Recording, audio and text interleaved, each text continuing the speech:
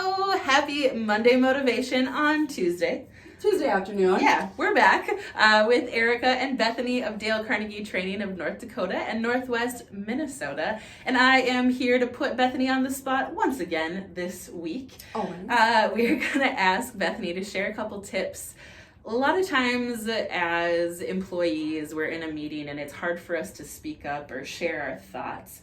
And so what are some tips for leaders of things that they can do to encourage everyone in the room to be a part of the conversation? Yeah, absolutely. It's a very timely question. Even though Erica puts me on the spot, she has a really good pulse on what's going on with different businesses and clients we're working with. And this is a very common hesitation or fear for people.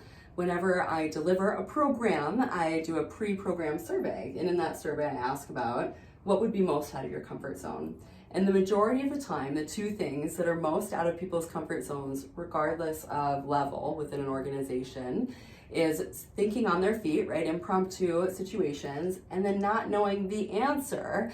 And as I dig into this in sessions, we come to this conclusion that it's really about a fear of not seeming competent or credible, a fear of disappointing people, of not having the knowledge that's required or needed, and that is tricky to navigate. So a couple of quick tips on that for the leader first. One, do less talking and a lot more asking questions and listening.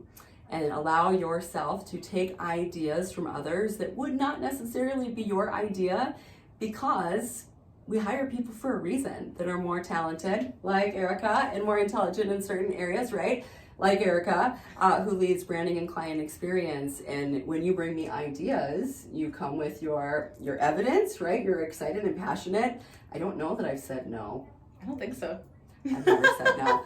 And there is something to be said about letting people just shine and thrive. And if something does not work out, it's an opportunity to learn from that as well and to grow and to poke holes in a particular area and then evolve from there. So 2 tips for leaders. 1, stop talking, start listening and ask more questions. And 2 would be to just be open. Not every idea is, if it's not what you would think of, that doesn't mean it's a bad idea.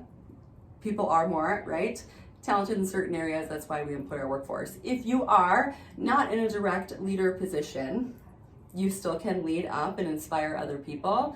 I would say, 2 quick tips. 1, the self-doubt in your mind is actually inhibiting your ability to progress throughout your career.